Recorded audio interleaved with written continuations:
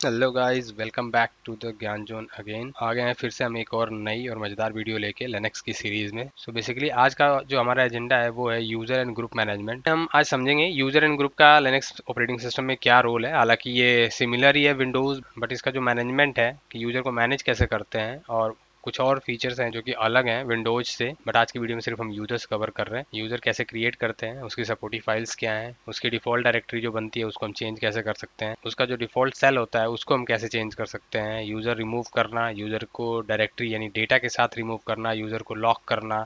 तो ये बेसिक चीज़ें हैं जो यूजर्स के बारे में हम समझेंगे। फिर नेक्स्ट वीडियो में हम ऐसे ही सेम वे में ग्रुप के बारे में, और फिर उसके बाद कुछ और एडवांस चीज़ें ग्रुप और यूजर से रिलेटेड। तो चलिए स्टार्ट करते हैं आज का टॉपिक। बट उससे पहले अगर आप चैनल पर नए हैं तो चैनल को सब्सक्राइब करना ना भूलें, साथ ही अपने फ्रेंड्स के साथ भी शेयर करें ताकि वो भी इस तरह के मजेदार टॉपिक सीख पाएं। तो स्टार्ट करते हैं लैब। तो यहाँ पे आप देख रहे हो one by one user create करने की कमांड होगी, पासवर्ड सेट करने का हो गया, रीनेम करने का हो गया। तो काफी सारी चीजें हैं, वो सारे हम वन बाई वन करके देखेंगे। तो हम आ गए अपने टर्मिनल पे। तो सबसे पहले हम कुछ बेसिक चीजें समझ लेते हैं। तो देखिए, जब हम लिनक्स ऑपरेटिंग सिस्टम में जब यूजर क्रिएट करते हैं, वो सारे यूजर्स एक लोकेशन पे जाके स्टोर होते हैं, और वो लोकेशन होती है ईटीसी के अंदर पास wd। एंटर करता हूँ तो अभी हमारे पास ये कुछ यूजर्स हैं। तो यहाँ पे आप डायरेक्टरी लोकेशन देख सकते हैं, ये इसकी डिफॉल्ट डायरेक्टरी लोकेशन है, ये इसका डिफ़ॉल्ट सेल है जो हम चेंज कर सकते हैं। आप किसी यूज़र को क्रिएट करते टाइम भी उसका सेल चेंज कर सकते हैं और डिफ़ॉल्ट डायरेक्टरी चेंज कर सकते हैं, और बाद में भी चेंज कर सकते हैं। ठीक है, उसके बाद ये यूज़र नेम और ये ग्रुप नेम। उसके बाद ये यूज़र का आईडी है। हर यूज़र का एक आईडी होता है, एक यूज़र आईडी हम इसको बोलते हैं, आइडेंटिफिकेशन नंबर। तो हर यूज़र का भी होता है और हर ग्रुप का भी होता है। तो जिस ग्रुप का ये मेंबर है ये उसका आईडी है, और ये यूज़र का आईडी है। इसी तरीके से अगर हमें ग्रुप्स की डिटेल देखनी है तो हम कैट ईटीसी ग्रुप के अंदर जाते हैं, और यहाँ पे हम अपने सारे ग्रुप्स बने हुए हैं और उनकी आईडीज देख सकते हैं। साथ ही इसके जो क्रेडेंशियल्स होते हैं वो भी एक फाइल में स्टोर होता है जिसको हम सैडो कहते हैं। आपने जो भी यूजर्स क्रिएट किए हैं उनके क्रेडेंशियल्स स्टोर होते हैं। तो देखिए, रूट का जो क्रेडेंशियल ये है, इनक्रिप्टेड फॉर्म में यहाँ पे दिखा रहा है। और इसी तरीके से और भी जो यूजर्स होंगे और उनके क्रेडेंशियल अगर सेट किए गए हैं, पासवर्ड अगर उन पर सेट किया गया है, तो वो क्रेडेंशियल यहाँ पे आपको दिखाई देंगे। तो वो पासवर्ड इनक्रिप्टेड फॉर्म में यहाँ दिखाई देगा। बाकी जो यूजर्स आपको दिख रहे होंगे उसके आगे ऐसा कुछ इनक्रिप्टेड टेक्स्ट नहीं दिख रहा है। इसका मतलब ये है कि वो यूजर्स मोस्टली सर्विस अकाउंट्स हैं। ठीक है, मतलब उनको लॉगिन करने के लिए क्रिएट नहीं किया गया है, उनको किसी स्पेसिफिक सर्विस को एक्सेस करने के लिए बनाया गया है। सिर्फ वो सिस्टम में लॉगिन नहीं कर सकते। तो ये हमें कैसे पता चलता है कि हम लॉगिन कर सकते हैं या नहीं कर सकते हैं? तो स्लैश ETC पास WD में दोबारा जाइए।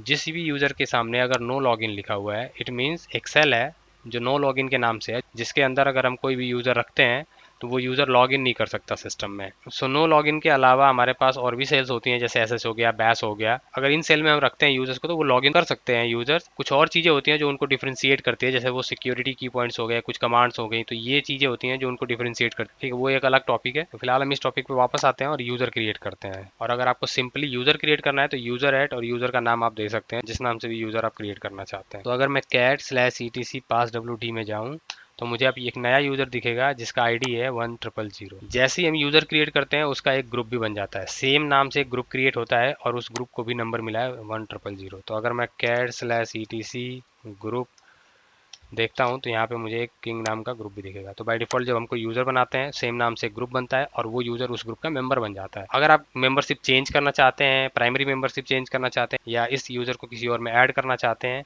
वो सारी चीज़ें हम नेक्स्ट पार्ट में देखेंगे ग्रुप से रिलेटेड। आज हम सिर्फ यूज़र्स को कवर कर रहे हैं। इसके बाद अगर मैं आपको शैडो वाली फाइल दिखाता हूँ, और ये पासवर्ड सेट नहीं है इसीलिए आप यहाँ पे ये देख पा रहे हो। मैं यहाँ पे करता हूँ पास WD और मैं यूज़र का नाम डालता हूँ, पासवर्ड सेट करता हूँ और दोबारा कैट शैडो करते हैं। अभी आप देख पा रहे हो इनक्रिप्टेड टेक्स्ट यानी इसका पासवर्ड। अब ये यूज़र लॉगिन कर सकता है। इसका होम फोल्डर आप देखोगे, क्योंकि मैंने होम फोल्डर की कोई लोकेशन नहीं दी थी यूज़र क्रिएट करते टाइम।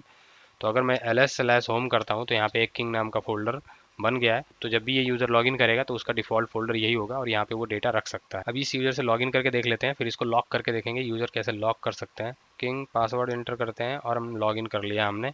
एग्जिट हो जाता हूँ मैं। किसी यूज़र को लॉक करने के लिए हम कमांड यूज करते हैं यूज़र मोड स्पेस -l और यूज़र का नाम। अब दोबारा लॉगिन करने की कोशिश करते हैं तो अब देखोगे अब टाइम लेगा और लॉगिन नहीं कर पाएगा। क्यों? क्योंकि यूज़र को हमने लॉक कर दिया है। यूज़र को अनलॉक करने के लिए हम -u का यूज़ करते हैं, अनलॉक। अब वापस जाते हैं तो अभी हम यूज़र को लॉगिन कर पा रहे हैं। ठीक है, ये बता रहा है कि एक फेल्ड अटेम्प्ट हुआ है, आपने लॉगिन करने की कोशिश की थी। सो ये तो हो गया एक सिंपल यूज़र क्रिएशन। इसके अलावा हम यूज़र को स्पेसिफिक ऑप्शंस के साथ क्रिएट कर सकते हैं, जैसे हम उसका होम फोल्डर कहाँ रखना चाहते हैं, होम डायरेक्टरी कहाँ रखना चाहते हैं, हम कौन से सेल में रखना चाहते हैं, वो सारी चीज़ें हम दे सकते हैं। तो इसके लिए हम यूज़र ऐड -d, यानी कि हम स्पेसिफिक अलग लोकेशन पे डायरेक्टरी रखना चाहते हैं, उसकी होम के अंदर नहीं रखना चाहते यूज़र प्रोफाइल, तो /data -s, यानी कि सेल चेंज करने के लिए एस बिन नो लॉगिन में डाल रहा हूँ ताकि वो लॉगिन ना कर पाए यूज़र, और टेस्ट यूज़र इसका नाम एंटर करते हैं तो यूज़र क्रिएट हो गया है। कैट etc passwd में देखते हैं तो यूज़र आ गया टेस्ट यूज़र, और इसकी जो लोकेशन है होम डायरेक्टरी की वो है /data, यानी रूट के अंदर ही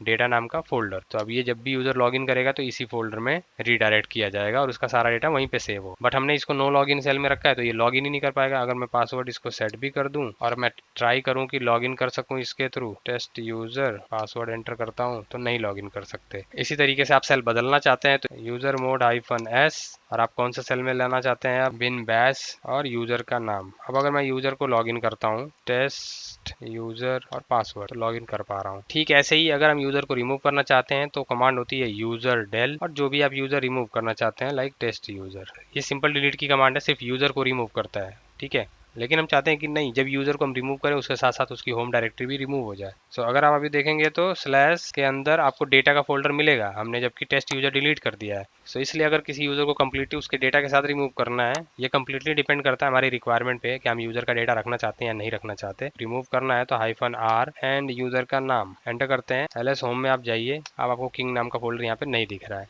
रीज़न क्या है? क्योंकि हमने -r यूज़ किया तो उसने यूज़र और उसका प्रोफाइल दोनों रिमूव कर दिया।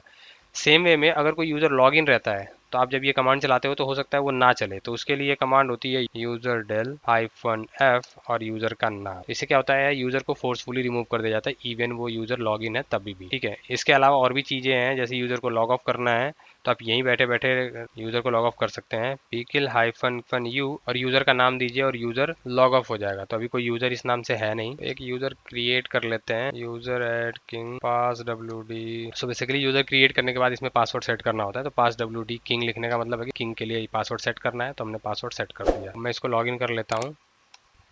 अब इसको हम यहाँ से लॉग आउट करके देखते हैं, pkill -u और यूज़र का नाम, तो देखेंगे आप लॉग आउट हो गया। सेम वे में आप p की जगह पे s का भी यूज़ कर सकते हैं, skill -kill और यूज़र का नाम। इसके अलावा यूज़र से रिलेटेड कुछ और कमांड्स देखते हैं जो आप यूज़ कर सकते हैं। अगर हम यूज़र्स को पहले ही किसी ग्रुप में रखना चाहते हैं, जब हम यूज़र क्रिएट कर रहे हैं और हम चाहते हैं उसको किसी एक ग्रुप में ऐड कर दें या उसमें डिस्क्रिप्शन डाल दें, वो सारी चीज़ें आप देखो यहाँ पे दे सकते हो। इसके अलावा आप रीनेम कर सकते हैं और फुल नेम के साथ भी यूज़र्स को क्रिएट कर सकते हैं -c का यूज़ करके। ये भी देख लेते हैं, यूज़र ऐड -c और हम डाल देते हैं user name king Kong. So basically ये लास्ट नेम होता है और ये फर्स्ट नेम होता है।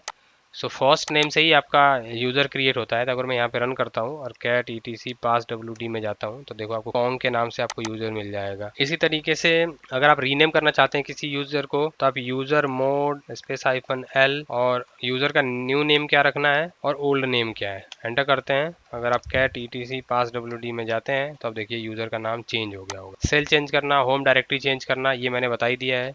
passwd फाइल हो गई, शैडो फाइल होगी, ये भी मैंने बता दिया। यूजर्स को मैनेज या देखने के लिए और भी बहुत सारे कमांड्स होते हैं जिनको आप अलग से इंस्टॉल करके उन फीचर्स को यूज कर सकते हैं। जैसे मैंने एक अभी फिंगर कमांड लिखी हुई है अपने इसमें, बट अगर आप अभी फिंगर साथ चलाएंगे तो इसमें चलेगा नहीं, वो इंस्टॉल करना पड़ेगा yum इंस्टॉल या apt गेट से। सो गाइज, आई होप कि आज का टॉपिक आपको समझ में आया होगा यूजर क्रिएशन से रिलेटेड। अगर आपको कोई क्वेरी होती है तो आप कमेंट में जरूर बताएं। नेक्स्ट पार्ट में हम देखेंगे ग्रुप मैनेजमेंट, और अभी उसके बाद यूजर एंड ग्रुप से रिलेटेड हम एडवांस ऑप्शंस भी देखेंगे, जैसे सूडोर्स में ऐड करना, सूडो बनाना यूजर्स को, तो इनमें क्या डिफरेंस होता है, वो सारी चीजें हम समझेंगे डिटेल्स में बट अपकमिंग वीडियोस में। सो आने वाली ऐसी मजेदार वीडियो देखने के लिए चैनल को सब्सक्राइब जरूर करें। तब तक के लिए bye bye and take care.